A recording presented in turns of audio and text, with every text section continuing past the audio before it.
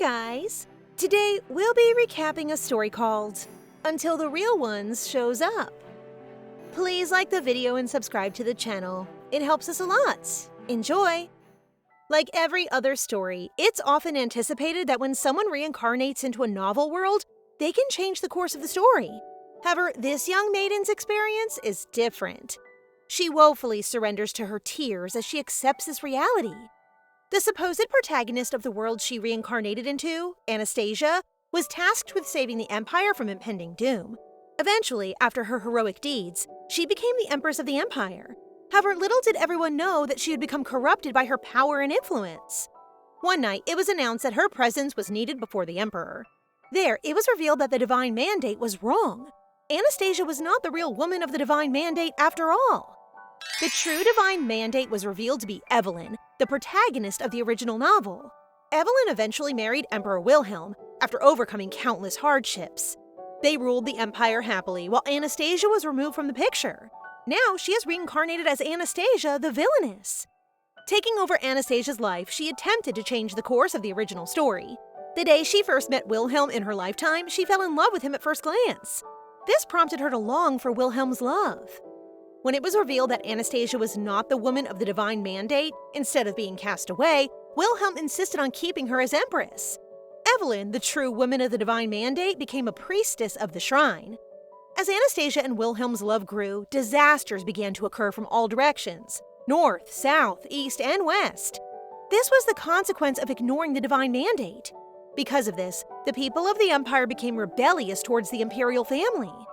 Wilhelm eventually succumbed to death while defending against the rebels. Hearing this, Anastasia spiraled into intense guilt. The reality finally dawned on her. She had no power against fate. She was thrown into prison along with Evelyn, who was very resentful towards her. If only she hadn't fallen in love and stepped down, everything would have turned out this way. Evelyn was furious and didn't back down from her harsh words towards Anastasia. Anastasia decided that if she were to die, it wouldn't be at the hands of the rebels. To not tarnish the name of the man she loved, she ended her own life. As her consciousness faded, she promised that if she were given a chance to turn back time, she would submit to fate. Just as she clung to the hope of reliving her life, Anastasia regains consciousness to the sound of a loud noise and the sting of a cut on her hand. Confused, she looks around her surroundings. A maid is profusely apologizing for serving the wrong tea. Her confusion deepens when she realizes that the aftermath of the rebellion is nowhere to be seen. Shortly after, a servant attends to her wound. It's Helena Rochester, Anastasia's faithful servant. But Helena was supposed to have died at the hands of the rebels. Yet here she is, alive and well. Slowly, Anastasia begins to piece things together and realizes she has been sent back in time. To confirm her suspicion, she asks Helena for the date. Indeed, she is returned to the past. After Helena leaves, Anastasia succumbs to the horror of having to replay her role all over again. She curses the goddess who brought her back. However, her animosity is short-lived as she resolves not to repeat the same mistakes from her previous life. Knowing the date, 2 years have already passed since she married Wilhelm and became empress. This means she is reincarnated at a point where she's already considered a villainess. And now only 1 year remains before Evelyn appears to take the throne. Despite being thrust into such an unfortunate period, Anastasia refuses to give up her life so easily this time. Later that day, Anastasia is summoned by her father. She recalls that he also perished during the rebellion. However, at this moment, he is alive, though visibly stressed due to her trouble-causing behavior. Unlike before, when he was always kind and understanding, this version of him appears stern and frustrated. Her father rants about all the unfavorable things she has done. Left with no choice, Anastasia accedes to his words without argument. She doesn't have time to worry about his scolding now. Time is ticking, and she must appear trustworthy if she hopes to change her fate. Though puzzled by her sudden compliance, her father remains skeptical of her intentions. As he leaves the room, he impassively tells her to prepare herself for a meeting with the Emperor. In the silence of her thoughts, Anastasia asks for her father's forgiveness because she can no longer be with Wilhelm. She ponders that she must do her best to avoid meeting Wilhelm. She knows that if she sees him, she'll fall in love again. To prevent the tragic events from unfolding, she realizes she must contain her personal desires. Shortly after, Helena approaches her to inform her about the dressmaker she requested.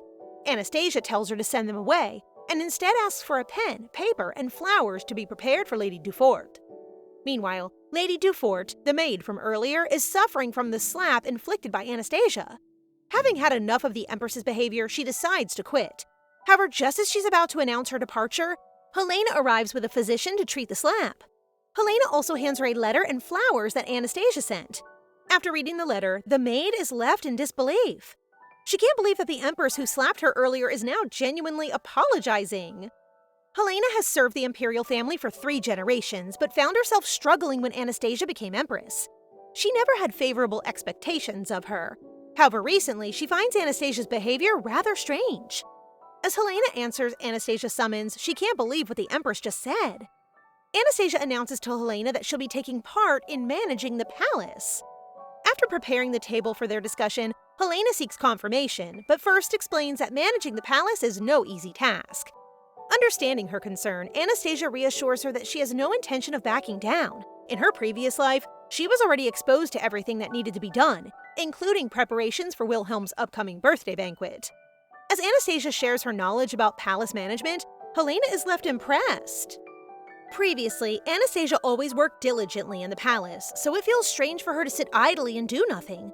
After expressing her appreciation for Helena's hard work, Anastasia cuts the small talk and asks for Helena's trust. Hearing this, Helena starts to tear up. Unsure how to respond, she expresses even more gratitude. She knows that in the original story, Anastasia always took the servants' efforts for granted, or worse, bullied them. Currently, Anastasia's goal is to win over Helena.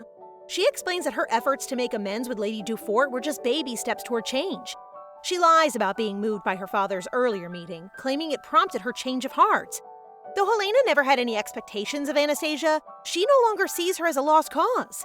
She believes the goddess must have chosen Anastasia as empress for a reason. After convincing Helena, Anastasia quietly expresses gratitude for having her support once again. Meanwhile, at the Emperor's palace, news of Anastasia apologizing for her behavior spreads like wildfire. The maids gossip about it when one of Wilhelm's knights, Lord Nervion, overhears the conversation. Nervion quickly reports this to Wilhelm, but Wilhelm dismisses him. He doesn't want to hear anything about Anastasia. Though Nervion initially intended to deliver the message to Wilhelm, he finds himself momentarily enthralled by His Majesty's dashing appearance. Insisting that the news is great, Nervion proceeds to share it with Wilhelm. This catches the Emperor by surprise, as he thinks Anastasia must have finally lost her mind. Paying no further attention to the matter, Wilhelm dismisses Nervion, sarcastically noting that only reports of Anastasia committing murder should be delivered to him in the future. The following morning, Anastasia pays a visit to her father-in-law, Charles II. However, the memorial seems unusually quiet. Helena explains that the nobles are already inside the church. Earlier that day, Anastasia had been stressed because the dress prepared for her was something fit for a fancy ball. This wasn't the fault of the servants, but rather due to the instructions she had given before taking over the original Anastasia's body. The delay in their arrival was caused by Anastasia asking the maids to fetch her a dress more appropriate for a memorial visit. As she approaches the church, a rushing carriage catches her attention. It turns out to be Wilhelm's carriage. After making eye contact with him for a few seconds, she swiftly turns her head and enters the church, ignoring him entirely. Despite wearing an appropriate dress this time, Anastasia still receives backlash from those present. In previous years, she had attended the memorial in extravagant attire, and her sudden change raises eyebrows. However, Anastasia isn't concerned about their opinions. What matters most to her now is that Wilhelm is alive and well. She steels herself, reminding herself that they are no longer together in this lifetime. Wilhelm curiously watches her. After a moment of silence between them, he finally breaks it by asking why she turned away from him when their eyes met earlier. Anastasia's hurt begins to crumble as she notices Wilhelm's indifferent glare. She apologizes for ignoring him earlier, stating that it wasn't her intention to come across as ill-mannered. Though confused, Wilhelm notes her proper attire for the occasion and mentions her kind gesture towards her servants earlier. He remarks that she seems like a different Anastasia. Hearing his comment leaves Anastasia stunned. She explains that it's only a matter of time before she starts to change. Doubtful, Wilhelm mentions that she recently had a tantrum demanding more accessories. She dismisses all his accusatory remarks, which leaves him even more baffled. She then drops a bombshell, saying that she knows he never liked her. Those words catch Wilhelm by surprise. He responds by saying that the feeling is surely mutual. Anastasia tells Wilhelm that the reason she wants to change is because of her father. Thinking it's just one of her antics, he laughs it off, insinuating that her act won't last long. She is reminded of her purpose, to keep her distance from him. Just as she was about to leave the venue after the memorial service, she is approached by one of the church members, who expresses a desire to see her more often since she's the woman of the divine mandate. However, despite the boy's kind words, she refuses to believe this because she knows what will happen in the future. Afterward, Wilhelm calls out to her, offering to share the same carriage. Puzzled, Anastasia asks for his intention, to which he states that he just wishes to discuss her supposed plan to change. Upon hearing this, she quickly turns him down and promptly leaves in her own carriage. She explains that she has something to discuss with Helena. Both Wilhelm and Nervion are stunned by what just unfolded before them. Annoyed, Wilhelm is determined to know what's truly going on. Upon their arrival, Anastasia immediately starts working on managerial tasks, which makes Helena beam with joy. Though Helena is skeptical that Anastasia will be able to handle things smoothly as a beginner, she still commends her for truly trying. Helena tells Anastasia that she'll give her at least 3 days to finish her work, but Anastasia proudly claims that she can complete it in just 1 day.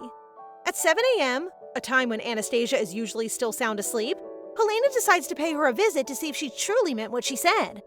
Upon arriving at the office, Helena is greeted by 2 maids who excitedly announce that Anastasia is already awake. Helena proceeds to meet Anastasia, who immediately hands her the completed paperwork. To her surprise, the work is impeccable. There are no errors whatsoever. Helena had genuinely believed it would take the Empress at least 3 days to finish, given the length and complexity of the task. Helena apologizes for doubting Anastasia's words, but the Empress reassures her that she doesn't mind and would rather receive a compliment instead. Meanwhile, at the Emperor's palace, Nervion once again overhears maids gossiping. Hoping to fish out new information about Anastasia, he startles them into revealing that the Empress is currently busy with administrative work. The maids explain that Anastasia has been helping with the management of the inner palace. Despite the current peace, they feel as though an impending doom looms over them. While rumors about Anastasia approaching her death spread like wildfire, she herself feels like she's dying from doing most of the administrative work. Though she tries to complete tasks quickly, her reputation as a villainess isn't fading anytime soon. Regardless, Anastasia knows she has no time to complain. Evelyn will debut in less than a year. If Anastasia plans to step down gracefully, she must gain the favor of the Empire's people to avoid persecution. In Wilhelm's office, Nervion reports on the current state of the regions, but Wilhelm appears distracted. Suddenly, a spark of insight leads him to suspect that Anastasia might be up to something. Unsure about Wilhelm's conclusion, Nervion reminds him that Anastasia has been working diligently in her office. However, Wilhelm disagrees and firmly believes she's scheming something. He refuses to believe that someone like Anastasia could change overnight. Wilhelm assumes that Anastasia must be broke right now. Anastasia and her father sit down together once again over a cup of tea. She notices that her father's cup is still empty, so she insists on pouring it for him. However, her father finds her behavior rather strange. Actually, all of her recent actions have been puzzling him. Anastasia is glad that her father finally acknowledges her efforts. But this is short-lived as he immediately follows up with a question about her relationship with Wilhelm. It's been difficult for Anastasia to explain how she truly feels. Her father still thinks she's not interested in Wilhelm at all, but in reality, she's madly in love with him. Unfortunately, she has to give way for Evelyn to prevent a disastrous future. After accepting that there's still no improvement in their relationship, he proceeds to mention Anastasia's budget. Confused, she asks for clarification. He explains that the Valentes household will no longer provide her with an allowance. Upon realizing this, she immediately rushes to her room to check her remaining funds, and there was nothing. This means that when she steps down soon, she won't have anything to support herself. Despite knowing that her father will support her by then, it will still ruin her plans. Suddenly, a maid interrupts her to announce that Lady Lucent is in need of her presence. Overjoyed, Anastasia asks the maid to make the necessary arrangements before their meeting. Melina Lucent is the most understanding confidant Anastasia has ever had. In the original novel, Melina was someone who always consoled Anastasia whenever she had a fit of rage. Melina mentions that there have been rumors going around that Anastasia's actions are motivated by her lack of funds. Anastasia clarifies that all the rumors are untrue and that her desire to change is genuine.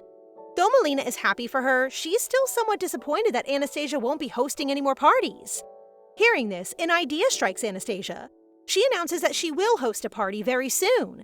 This worries Helena, who knows the Empress no longer has any funds. As they head back to the palace, Helena asks if Anastasia is serious about hosting a party. However, Anastasia reassures her that she won't be asking anyone for funds. Instead, this is the perfect opportunity for her to generate income. The news about Anastasia reaches Wilhelm. He knows it's about time for her to show her true colors again. Curious, he asks Nervion how she plans to host the party knowing her financial situation.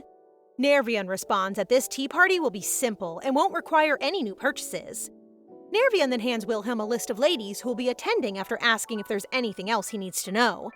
Upon opening the letter, an unexpected name catches his eye: Nervion's mother. He wonders why Anastasia would send an invitation to a married lady, and even Nervion is confused. Ever since their marriage 2 years ago, Anastasia has always been unpredictable. Who knows what she might be plotting now? Back then, she didn't even think through all her schemes, but with her recent actions, it's hard for Wilhelm to grasp what's happening. Wilhelm doesn't know what to make of the situation anymore. When he saw her at the memorial service, she also had a strange look on her face, as if she were a totally different person. Having had enough of this, he commands Nervion to keep an eye out for any schemes occurring in the inner palace and the house of Valentes. He also wishes to know about the happenings at the tea party. Worried, Nervion explains that he won't be able to do that since he didn't receive a formal invitation. However, Wilhelm tells him to just ask his mother, who did receive an invitation, which Nervion reluctantly agrees to. On the day of the tea party, Anastasia prepares for her appearance. Though she's still a bit preoccupied about how Wilhelm might interrupt her actions, she knows she has to focus on the event at present. After asking the servants if everything is set, she expresses her heartfelt gratitude. As she walks towards the venue, all eyes are on her, and all the ladies greet her with utmost respect. Expectedly, questions arise about the authenticity of her apparent change of heart. After expressing her appreciation for those who attended, she explains that the tea party's purpose is to auction most of her expensive dresses. This implies that she is no longer in need of fancy and dashing dresses. After Anastasia's announcement, the ladies at the party finally understand the meaning behind her letter, especially Marchioness Nervion. Anastasia explains that the letter does not signify her stepping down as Empress. Instead, she is offering them the opportunity to purchase most of her personal belongings. She wants them to experience what it feels like to be outstanding, just like her. For generations, empresses have been regarded as pioneers of fashion. No matter what items they chose, every lady in the empire would immediately want to follow suit. However, there is a law prohibiting anyone from creating or wearing the exact same clothes as the empress. Now that this auction is open, it provides an opportunity for noble ladies to own such privileged items. The reason Anastasia invited Marchioness Nervion is because, despite her lack of interest in fashion, she views these items as valuable investments. Without delay, Anastasia officially opens the auction. After the event concludes, Helena and Anastasia begin counting their earnings. Helena expresses admiration for the Empress's brilliant idea of hosting an auction. In truth, Anastasia simply leveraged what she learned about markets in the real world. They discuss how unexpectedly intense the noble lady's behavior was during the auction, when they were vehemently competing to acquire her dresses. Nevertheless, it was a win-win situation since Anastasia generated substantial income from it. Helena asks if Anastasia plans to conduct another auction soon. The Empress explains that she will, but she needs to wait until news spreads, specifically about the ladies who will undoubtedly wear her dresses. As their conversation ends, Anastasia shifts topics, saying she wants to visit certain places. Helena reads through the list handed to her and becomes increasingly worried. Helena warns Anastasia that her journey could be dangerous, but Anastasia reassures her that no one in the Empire would dare lay a hand on her. Without delay, Anastasia rides a carriage into the dead of night to begin her visit. A loan shark harasses a woman, Miss Essenthal, into paying her debt, 20 times the amount she originally borrowed. Seeing how she's not able to produce such a hefty amount on the spot, he expresses his desire to take the children she's been caring for as payment. Miss Essenthal objects vehemently, but the man doesn't listen, forcibly taking the children away. As a desperate attempt to free them from his hold, Miss Essenthal bites the loan shark's arm. He's about to retaliate when Hope arrives. It's the Empress. The Empress immediately orders the capture of the man, locking him up to stand trial at the capital. Finally safe, Miss Essenthal breaks down into tears, grateful for the Empress's intervention. As soon as everyone's all settled down, the Empress cuts to the chase. She wants to be Miss Essenthal's benefactor. Oh, Anastasia's heart continues to impress me. She's heard that Miss Essenthal has been taking in orphan children and taking care of them, similar to the workings of an orphanage, something that Rosenberg currently doesn't have. In her previous life, the Empress and Emperor were able to establish Rosenberg's first orphanage. Setting up an orphanage would be a win-win situation for the children and the Empire at present. The children would be taken care of, and as for the Empire, they'd reduce the number of street dwellers and improve security. Hearing the Empress's intentions, Miss Essenthal becomes immensely grateful. Initially, she had taken out a loan just to meet the children's needs, not knowing it would lead to the catastrophe earlier. So to have the Empress share her advocacy in caring for orphans, and even offering to fund everything, she feels a huge weight being lifted off her shoulders. Before the Empress leaves, she wants to hang out with the children for a while. And speaking of children, one child just happens to be eavesdropping.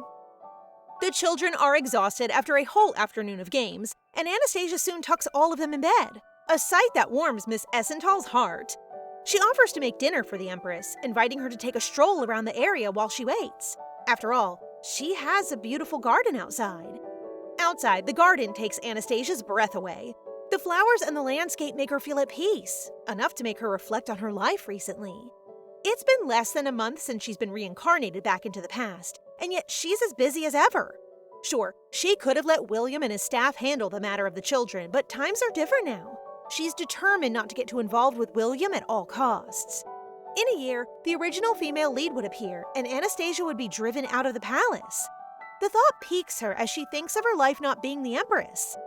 Maybe she'd finally realize her ambition of setting up a charity for the orphanage, maybe even a school too. Anastasia's train of thought is disrupted when she sees the lush red roses blooming. It reminds her of a time when she and Wilhelm talked about having children. If they ever had a daughter, she would have named her Rose. Reminiscing about her time with Wilhelm makes her heart ache, especially since there's no denying that she still loves him. Just thinking about it makes her weep, her tears streaming down her face. Ugh, how she longs to be with him again. Distracted, she accidentally pricks her fingers on the rose's thorns, blood dripping down from her fingers. But what she doesn't expect is for Wilhelm to appear out of nowhere. He rushes to her side, cupping her crying face. With a delicate hand, he uses his handkerchiefs to bandage her wound, his gaze never leaving her face. And in that moment, as the sun sets behind them, Anastasia feels as though they were a couple once again. Are we finally getting our slow burn romance? Wilhelm is curious as to what brings Anastasia to a rural village so far from the capital. She tells him about Miss Essenthal and her doings, noting that visiting her personally is a way of expressing her sincerest appreciation. Likewise, Anastasia returns his question. What brings the son of the Empire to the village? He can't be here because of her, right? Apparently, Wilhelm was inspecting the rural parts of the Empire, and meeting Anastasia at this village is nothing but a coincidence. Sure, Wilhelm, sure. Hearing this, Anastasia is convinced, but something is amiss. There are no knights in sight. Wilhelm tells her that he left the knights, preferring to travel alone to be more discreet. But when he admits that he traveled on horseback, Anastasia is about to have a heart attack. She can't believe he'd do something so dangerous.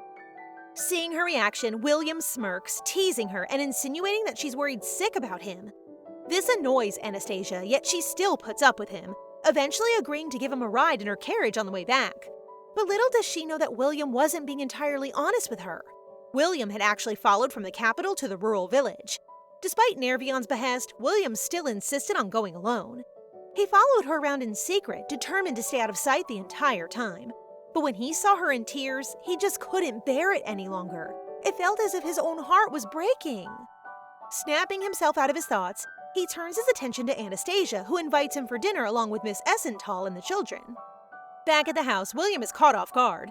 Not by the children climbing up on him, but at how Anastasia smiles when she's with the children. The way he looks at her, that's the gaze of a man in love. As dusk falls, the children gather to see off Anastasia and Wilhelm as they leave, begging them to come back soon. However, a young boy, Thomas, comes up to Wilhelm, asking if he and Anastasia are a couple. He nods in agreement, but truthfully, Wilhelm doesn't even know what to make of their relationship. Inside the carriage, Anastasia becomes curious about his exchange with Thomas, but Wilhelm doesn't give her a comprehensive answer. In fact, he finds himself pondering on Thomas's question all over again. If you're so bothered, then why not do something about your marriage? Give us our lovey-dovey content! When he finally gets a hold of himself, the first thing he does is confront Anastasia. For the life of him, he still can't understand her sudden change. It's one thing to change her attitude, but to change even her preferences? He finds it too drastic and suspicious. It's only natural for Wilhelm to be suspicious after Anastasia's complete 180 change, but the truth behind it is something she can't easily explain. Instead, she turns the tables against William, insinuating that he's finally grown to care for her considering he's been eyeing her every move. He's visibly taken aback by her comment, and he drops the topic, no longer pushing it further. But amidst everything, Anastasia still hopes that one day he'd appreciate her changes, and for now, it would be best to do so from afar. William agrees, yet he lets out an exasperated sigh shortly after. In the end, he never mustered the courage to ask the one thing that's been bothering him. Why was she crying earlier that afternoon? The following morning, Anastasia and Lady Lucent meet up, and she teases Anastasia about sharing a carriage with William. But Anastasia has other things to discuss. For one, she asks Lady Lucent if she's willing to be her lady-in-waiting. However, she doesn't pressure her to give an answer right away. Instead, she shifts their discussion to the Emperor's upcoming birthday banquet. Anastasia makes one thing clear. She's not giving William a gift. Ugh, I am done with their on and off romance. Anastasia distinctly remembers not getting William a present last year, and she sees no need to change that this year. Instead, she would rather prepare his birthday banquet perfectly. Finally, the day of William's birthday arrives, and the maids work their hardest to make sure Anastasia becomes the belle of the ball. To their surprise, she has no complaints. She's satisfied with their work. The makeup, the dress, it's all so beautiful. Wait till William sees how much of a beauty his empress is. When Anastasia gets up, Lady Rochester inquires if she has no plans of visiting the Central Palace. After all, it would look good if she and William made an entrance together. However, Anastasia declines, once again recounting that if she didn't do that last year, then she won't do it this year either. As she leaves, Lady Rochester frowns. Anastasia may have changed, but it seems her affection for William is still nowhere in sight. Or at least, that's what she wants you to think. Arriving at the banquet, the once buzzing and lively crowd immediately falls silent as Anastasia makes her entrance. Everyone's been anticipating her arrival. They want to see if the tyrant of the empire really has changed for the better. The ladies invited to her auction are the first to greet her, and they're wearing the items they bought, much to Anastasia's delight. This would surely boost her auction's reputation. The crowd erupts in whispers, unable to believe the sight before them. Anastasia interacting with others so civilly? What a change indeed! Seeing everyone's stunned reactions, Anastasia mentally gives herself a pat on the back. Her job here is finished. She successfully showed everyone her new self, and so far, they seem to love it. Well, you did have a complete change of heart. She's about to return to her palace when suddenly William intercepts her, asking about a gift.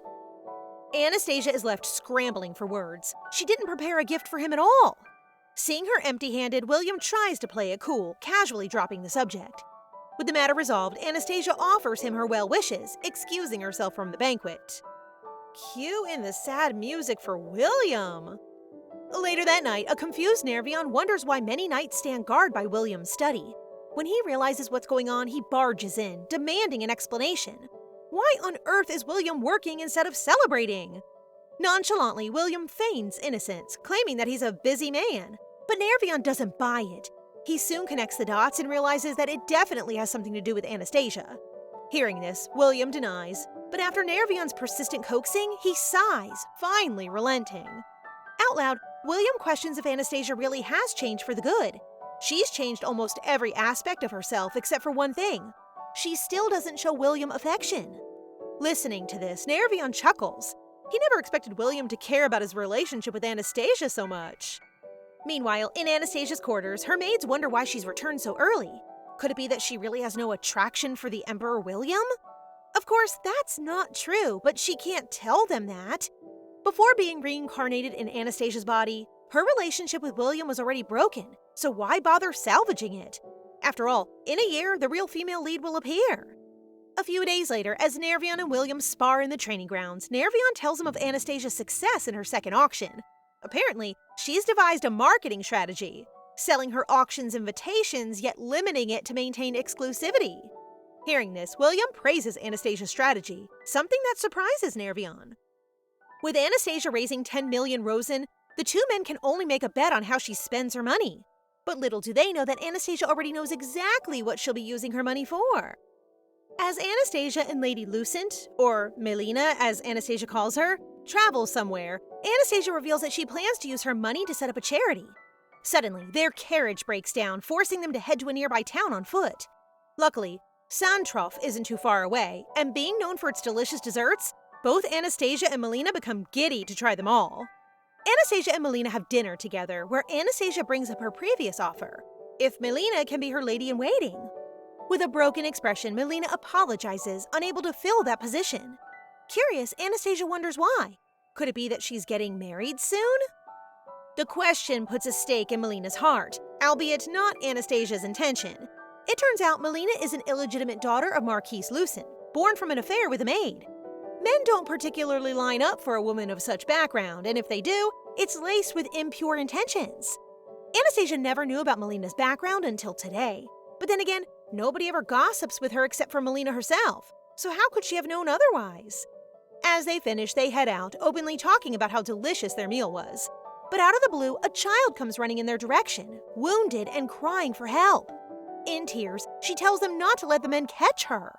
Hearing this, Anastasia hides the child behind her, and shortly after, a group of men arrive. They demand the child's return, but when Anastasia doesn't budge, they begin to threaten her. Little do they know that she's the Empress, and Imperial Knights soon surround them, arresting them for threatening Anastasia. That's right, put them in their place. This time, it's Anastasia's turn to demand something. She wants to know what they plan to do with the child. Slave auctions were banned a century ago, but people still sold children off secretly. If she gets information from these brutes, it would be a good opportunity to finally end slave trade.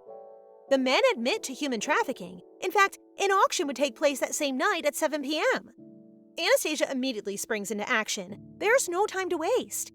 First things first, she gets the child treated for her wounds. But unexpectedly, Molina confronts her in disbelief that she's taking the child in. I'm sensing bad vibes from Molina right now. Taking responsibility for the child she saved is a no-brainer for Anastasia. It's the right thing to do, after all. When Molina suggests they leave the issue to the palace, Anastasia ceases to speak with her. No way is Anastasia turning a blind eye to this issue. She turns to her staff, ordering him to send a pigeon to the palace. More importantly, she orders him to infiltrate the auction in secret and to buy every child they auction off. As for her, Anastasia travels to a nearby place, determined to play her own part in the situation. Inside the carriage, she finds out that the child has no memory of her past before she was sold as a slave, even forgetting her name.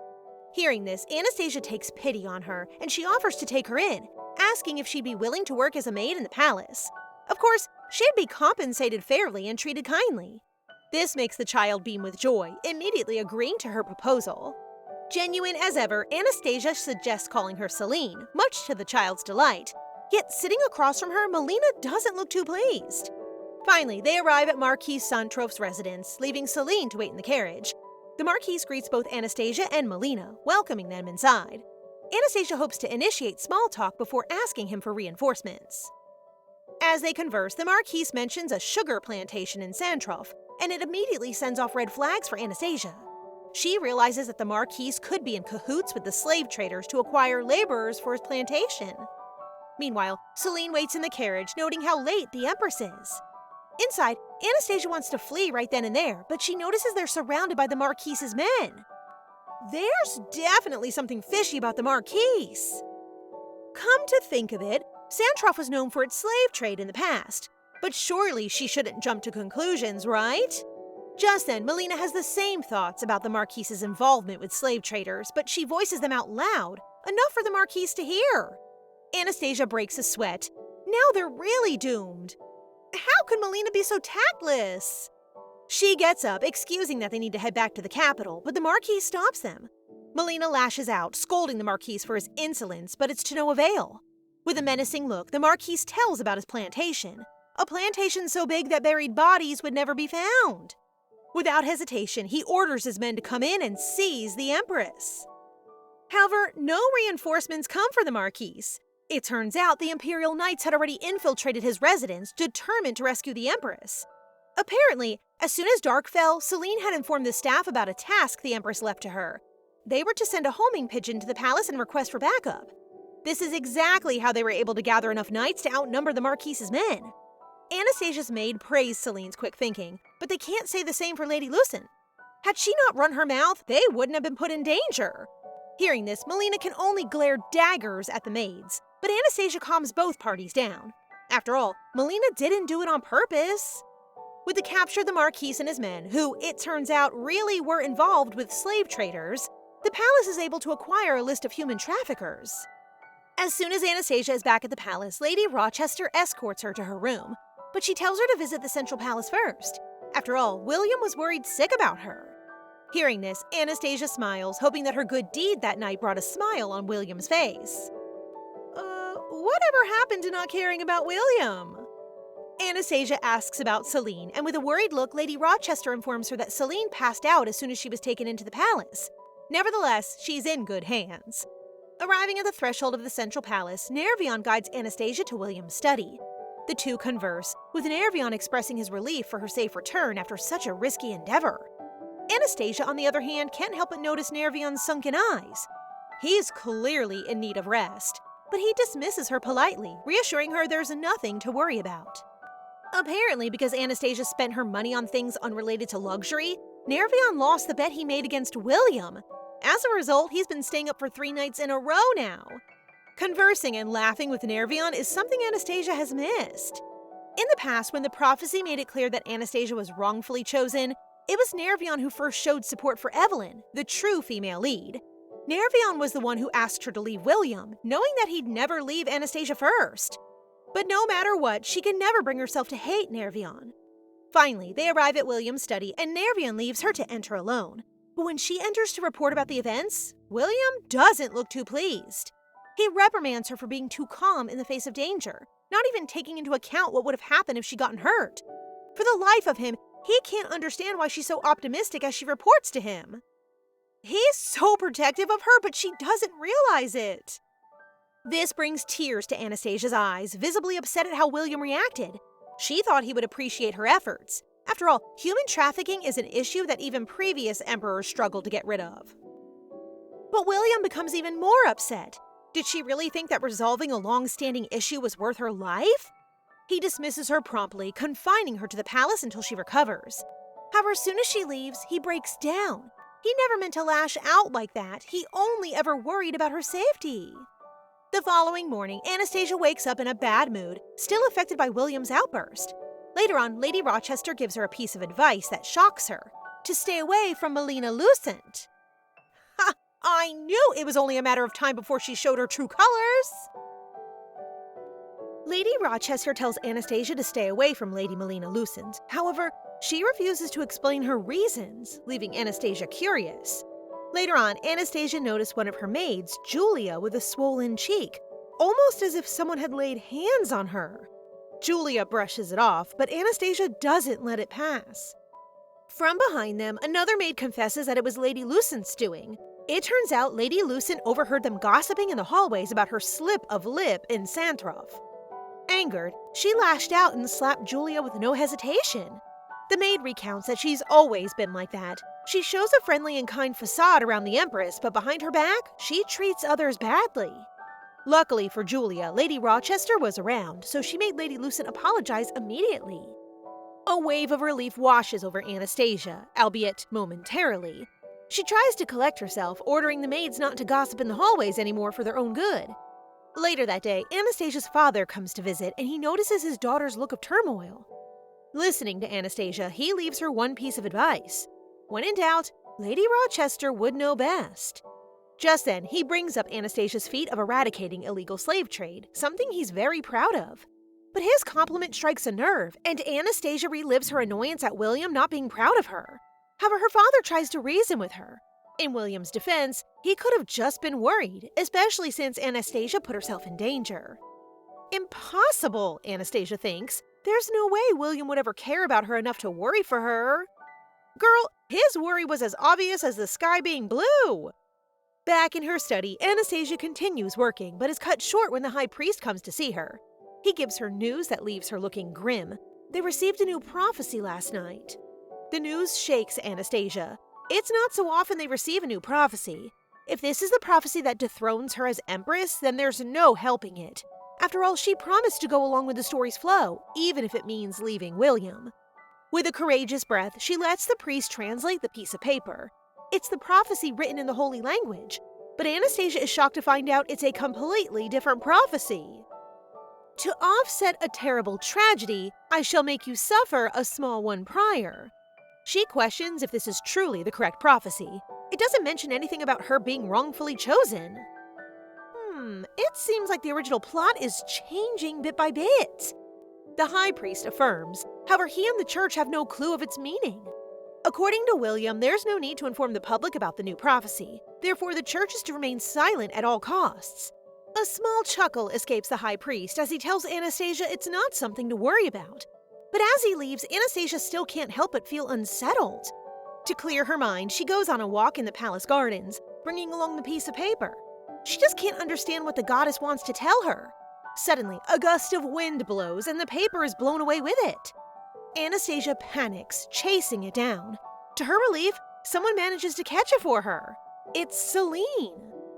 Apparently, Seline was also strolling around the garden when she got lost in its vastness. Anastasia then guides her back to the inner grounds, conversing the entire way. As Seline expresses her love for her new life and her worries for her unreturning memories, Anastasia reassures her. She can take her time, and she can stay as long as she needs. Suddenly, Seline remembers the paper she's holding and offers to return it to Anastasia. But when she reads its contents out loud, Anastasia is shocked at her ability to understand the holy language.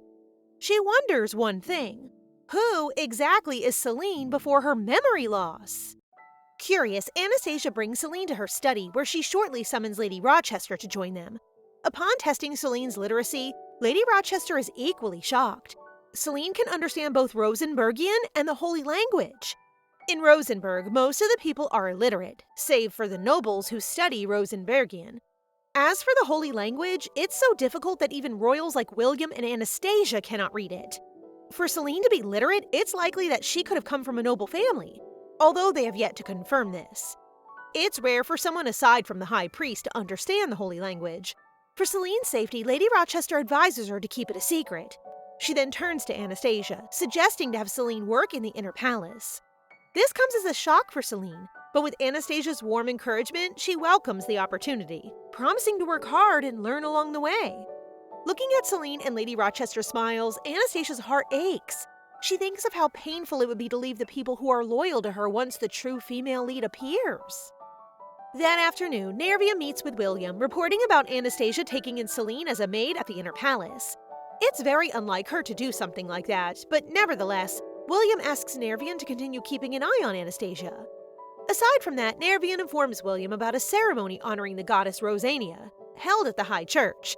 Anastasia might be there already, so William decides to head out. Yet in his mind, he can't shake off the memory of Anastasia in tears. In fact, he had to restrain himself from hugging her. William, what a romantic guy you are on the inside! She's supposed to be such a headstrong woman with no regard for him, so why did she look pained by his words? What a puzzle she really is. The rain continues to pour as William arrives at the High Church.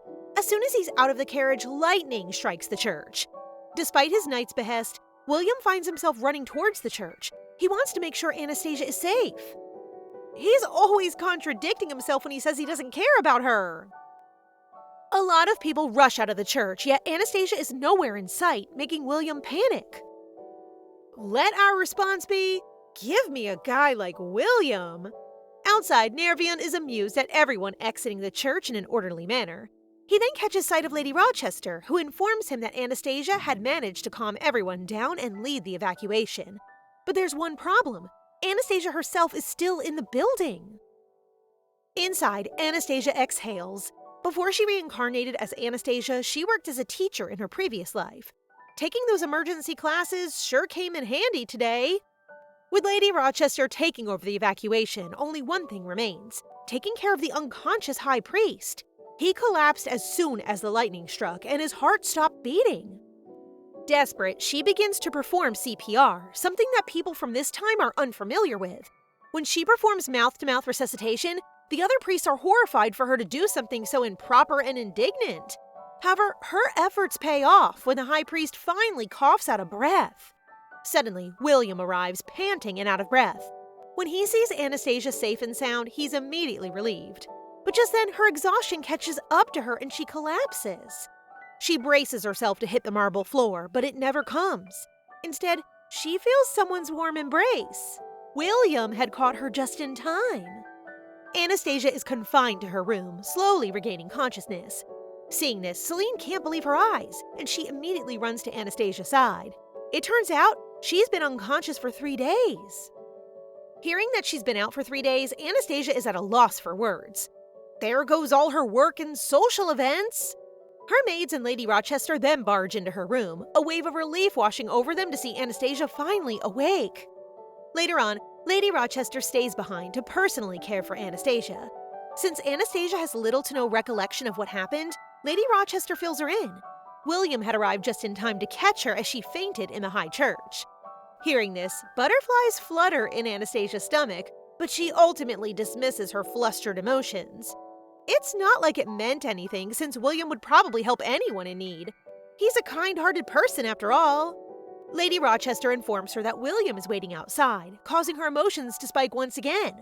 She allows Lady Rochester to invite him inside, willing her heart to calm itself. As soon as he enters, Anastasia expresses her gratitude, but Wilhelm has other things in mind. He strides towards her, holding her face in his hands. He angles her face to meet his gaze, beckoning her to look him in the eye as she thanks him. His gesture leaves Anastasia red as a tomato, unable to think straight. Girl, I feel you. Wilhelm really must have been worried sick because he was already about to fire the physician if Anastasia didn't wake up soon. But what he does next shocks Anastasia. He thanks her for her efforts in evacuating everyone. This makes Anastasia blush deeply and beam with joy, thinking he was going to scold her again. Guilty, he tries to reason that things are different this time around, and he excuses himself shortly after. But little does Anastasia know that Wilhelm had actually checked up on her every hour the day before. As they part, a smile remains plastered on both their faces. When Anastasia is well enough, Lady Lucent comes to pay her a visit. She worried about Anastasia, but now becomes at ease knowing that she's all right. However, she soon talks about something else that leaves both Anastasia and Seline speechless. Wilhelm. She recounts the day of the lightning incident, gushing out about how sexy and attractive Wilhelm looked as he carried Anastasia. She continues to describe in detail how masculine he looked, distracted enough to miss Anastasia's glare. Unable to take it, Seline snaps, calling out Lady Lucent's inappropriate behavior. What sane woman gushes about a married man in the presence of his wife? A nerve is struck, and Lady Lucent gets up, demeaning Seline with her words. She thinks Seline is too audacious to interrupt her when she's nothing but a maid. Without hesitation, she grabs her cup of tea, pouring it all over Seline. Showing her true colors in front of the Empress this time. She's about to continue demeaning her when Anastasia sharply calls her out.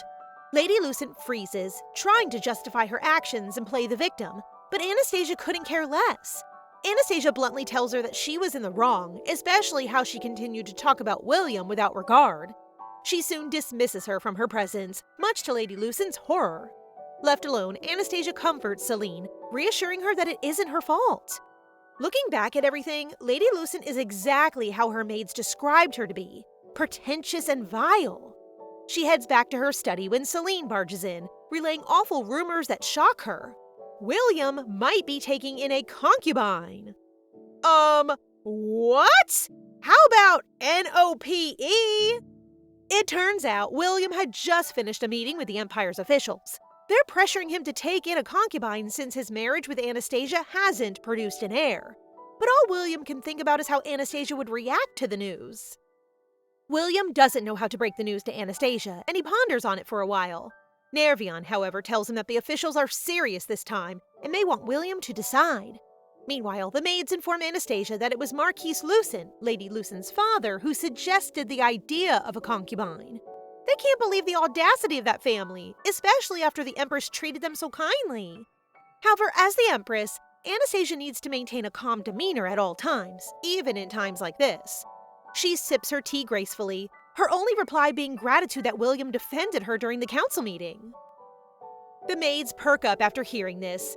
Indeed, Wilhelm did explicitly tell the council that he discussed the matter with the Empress. It was as if he asserted the Empress's authority as the decision-maker in the matter. But even so, she can't understand why Wilhelm would defend her name. Gee, I don't know, maybe because he's in love with you? Pushing those thoughts away, she internally reassures herself not to become upset over a concubine. After After all, it's the real female lead, Evelyn, that she has to be wary about. With a sure mind, Anastasia reminds herself that William could never have any interest in her. That is, until she's proven wrong. That night, William comes to visit Anastasia in her quarters. He's here to talk about the official suggestion of taking in a concubine, and based on Anastasia's face, it's clear to him that she's caught wind of the news already. He wants to know how she feels about it, but to his dismay, Anastasia answers coldly, leaving the decision entirely up to him. This leaves a slight sting in his heart, not expecting her to answer that way. Haughty as ever, he brings up another issue, the lack of an heir to the throne. When he tells her they have yet to consummate the marriage, Anastasia is shocked. She can't believe that up until she reincarnated in Anastasia's body, they still haven't slept together. William catches her by surprise, pinning her against the bed. As he positions himself above her, he expresses his desire to be a real couple on that night. Well, this is getting heated. In a year, Anastasia would be driven out of the palace, ultimately ending her relationship with William. She dare not ruin all her hard work just to spend a night with him. In a determined and stern tone, she tells William she doesn't want to do it with him, something that hurts him slightly. Should he want an heir, he can resort to having a concubine. Anastasia gets up, asking William to leave. He sighs in defeat, realizing she really doesn't like him. But if she weren't chosen by the goddess, he wouldn't have married her, to which Anastasia replies that the feeling is mutual. Ugh, why do these two keep hurting each other? With a glare as cold as ice, William leaves the room, stating that he would never let anyone have him, not even Anastasia herself. A few days later, William announced that he'll be taking in concubines. 5 in total. And it just so happens that one of the women set to be his concubine is Lady Lucent. Seline is outraged at this knowledge, concluding that Lady Lucent is a traitor to the Empress Anastasia, her friend. Initially, Anastasia is shocked, but she knows how the story goes. William would never cheat on the female lead, so there's nothing to worry about. Instead, she sends bouquets to each of the concubines, asking Seline to deliver them. Seline does as she's told, but the last concubine makes her task insufferable, Lady Lucent. She refuses to even glance at Seline. She makes her hold the bouquet, spewing out hurtful words, emphasizing that Seline will always be beneath her. She torments Seline for a while, making her cry in the process. When Seline is finally unable to keep holding the bouquet she refuses to accept, she taunts her even more, leaving Seline helpless. Lady Lucent tramples over her own bouquet, still refusing to dismiss Seline from her room. With a menacing look, she's about to give her another earful, but the door swings open. Anastasia has come. Seeing the Empress, Lady Lucent panics, once again trying to justify her actions. Anastasia, on the other hand, rushes to Seline's side, apologizing. This time, Anastasia isn't letting Lady Lucent off with a warning. With a stern and commanding voice, she orders Lady Lucent to kneel before her and beg for forgiveness. That's right, put her in her place, Queen! However, prideful as ever, Lady Lucent shows no remorse. Even as she kneels, she tries to explain herself. If this is the punishment for insulting the Empress, then what about Seline? She insists on finding out what punishment Seline will have for insulting a noblewoman. Hearing this, Anastasia smirks, daring her to tell the Emperor about her plight. This makes Lady Lucent freeze. She knows the Emperor couldn't even care less about her. Anastasia doesn't want to waste any more time on Lady Lucent, so she tells Seline to retrieve the bouquet as they head out. After all, ladies with such a vile personality don't deserve a welcoming gesture. Left alone, Lady Lucent can only tremble in terror. Her father would be furious with her for causing trouble. Just as she expected, Lady Lucent receives an earful from her father the following day. He worked so hard to get her to be a concubine, only for her to ruin it on her first day. However, unwilling to give up, Lady Lucent reassures her father. She'll get the Emperor's attention no matter what. She has a plan up her sleeve, after all. She then starts recalling a tea party she attended before, one that served as her turning point. Oh, we're getting a flashback to the party! At Lady Yusbei's tea party, she meets with fellow noblewomen, surprised to see a newcomer join them. The newcomer is a distant relative of Count Hazel, whom he adopted after she lost her parents in a carriage accident. With a bright smile, the newcomer greets Lady Lucent, hoping to get along with her. The woman is none other than Evelyn! Lady Lucent takes her seat. Evelyn wastes no time in flattering her, complimenting her for the beauty that she is. Pleased, Lady Lucent returns the compliment. Staring at Evelyn and her features, Lady Lucent notes that even the Empress Anastasia, a woman chosen by the goddess, couldn't compare to Evelyn's features. The tea party continues, with Lady Yuspe boasting Lady Lucent's close ties with the Empress. Without missing a beat, Lady Lucent joins in the chat, making it out as if Anastasia would do anything she requested since they're close friends. Their conversation shifts to the topic of the Emperor taking in concubines. Despite everyone's expectations, Lady Lucent expresses her lack of interest in the role. But truth be told, she's just afraid to get on Anastasia's bad side once again. The thought of Anastasia infuriates her. Everything about the Empress feeds her insecurities and inferiority. Suddenly, Evelyn chimes in, saying that Lady Lucent would be a perfect fit to be the Emperor's concubine. After all, becoming the Emperor's concubine would grant her a status higher than the Empress's maids, right?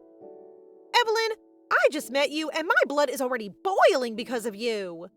Lady Yuspe lightly chuckles at Evelyn's ignorance, but there's no helping since she's unfamiliar with all things related to Rosenberg. She's from the Bador Empire after all. She corrects Evelyn that the Emperor's concubines and the Empress's maids are of equal status, not one higher than the other. Although Lady Yuspe thinks none of it matters because Lady Lucent would only destroy her friendship with the Empress if she attempts to be one of the Emperor's concubines. Evelyn, on the other hand, stands her ground, telling them about Bador's customs. In Bador, it's common for the Empress to send their closest friend to become the concubine. In fact, there was even a case of the Empress sending her family's illegitimate child as a candidate for the Emperor's concubine. But the Emperor fell deeply in love with his concubine, and as a result, he dethroned the Empress, making the concubine the new Empress. As for Lady Lucent, she doesn't miss how Evelyn holds eye contact with her as she utters those words. It was almost as if she directed all of that to her and her alone. When the tea party ends, Evelyn approaches Lady Lucent, telling her she's more beautiful than the Empress Anastasia. Without mincing her words, she coaxes Lady Lucent into becoming the concubine that would dethrone the current Empress. Are we sure Evelyn's the real protagonist? More like a villainess. From then on, Lady Lucent becomes determined to play that role, coveting Anastasia's title and husband. So guys, what do you think of this story so far? Please subscribe and turn on notifications for updates on this and all our other stories, so you can be the first to find out when they're out. Thank you so much for your support. See you in the next one!